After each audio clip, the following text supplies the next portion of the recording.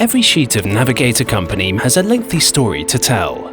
It begins about 12 years earlier, when our research and development laboratory supplies our tree nurseries with specially selected Eucalyptus globulus plants.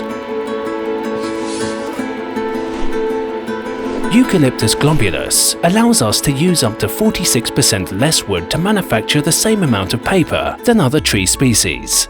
Our nurseries cultivate 12 million plants each year. Once the seedlings reach the right size, they are transported to the forest where they are planted following a policy of sustainable management. Then, well, we just have to wait for 12 years. This is the approximate life cycle of a tree until it reaches the necessary size for use in paper production. The Navigator Company manages a vast area of woodlands in Portugal, certified under international schemes such as FSC and PEFC, designed to help preserve wildlife and heritage sites. When the trees reach the desired age or diameter, the wood is collected and transported to the pulp mill. On arrival, the wood is unloaded and the logs are debarked and cut into small chips. Any material we cannot use in the pulp production process, like the bark, is taken to our biomass power stations to produce steam and energy. 100% of the electricity produced is fed into the national grid. It might well be that trees which produced your sheets of paper are the same that generated the power your printer needed to print them. The pulp is produced by cooking the wood chips. Yes, literally cooking. Just like in any kitchen, we're going to cook the wood in a special kind of pressure pot called a digester. Using heat, pressure and chemicals, the lignin is dissolved and the fibers are separated. The cellulose is concentrated in the wood fibers.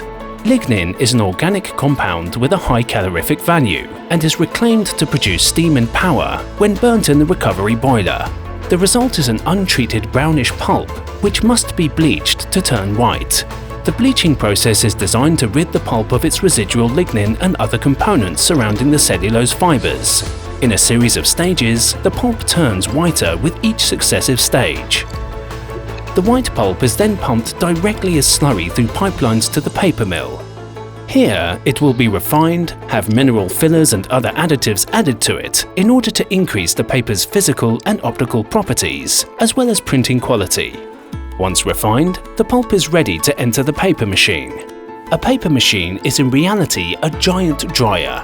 The entire process develops along a machine measuring 200 meters in length, the equivalent of 4 Airbus A330 planes, and at speeds reaching 108 kilometers per hour. At this moment, the pulp is a suspension with 99% water and only 1% fiber. To start reducing the percentage of water and increase the concentration of fiber, the suspension passes through the headbox lip that deposits it on a plastic wire spanning the entire width of the machine. The suspension is then conducted through the forming section so as to pass through several depressions which cause the water to drain through the plastic web. This causes the concentration to increase the fibers to attract each other, thereby forming the sheet inside the paper machine. The dewatering process is completed in 6 main phases. First, as we saw, we have the forming phase, where the bulk of the water is removed through drainage vacuum processes. By the end of this early phase, moisture is reduced from 99% to around 80%. A second phase follows, called the pressing phase, in which the paper is pressed and water is squeezed out by large rolls. At this point, the moisture in the sheet is between 58% and 60%. Then the web is dried by passing through pre-drying phase, a section of high-temperature rolls that help evaporate the excess water. After this stage, we apply a liquid starch solution with chemicals, surface sizing phase, to improve interaction between the paper surface and printing inks, optimizing the paper's printing qualities. In the 5th phase, after drying phase, the paper sheet passes through heated cylinders to remove the remaining moisture, being dried to its final moisture level which is adapted to the paper's specific intended usage, office or offset. Heat is used in this section to evaporate water as the paper sheet passes over drying cylinders.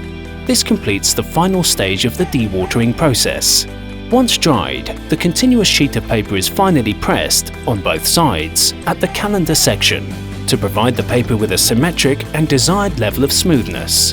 The paper sheet then reaches a giant reeler, where it is transformed into jumbo reels. A jumbo reel contains up to 80 tons of paper and takes just under 1 hour to produce. The jumbo reel is then taken to giant winders, where it is cut into smaller reels. These in turn are stored in our automatic reels warehouse, while waiting to be cut into smaller reels and sheets in our state-of-the-art converting lines. The paper is cut from the smaller reels into large format sheets used in the printing industry, or into traditional office paper like A4 and A3, or letter size for the US market. Before leaving the cutting lines, office paper is stacked into reams of 500 sheets and packed into boxes of 5 or 10 reams, which are then placed on pallets and wrapped. Folio formats can be stacked in bulk form or in reams as well. After a long journey initiated 12 years ago, they are now ready to begin a new journey, a global journey.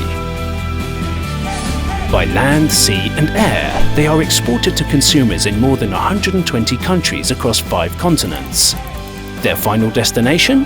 Thousands of homes and offices all over the world, via an international network of official distributors who make the best premium office paper available to you.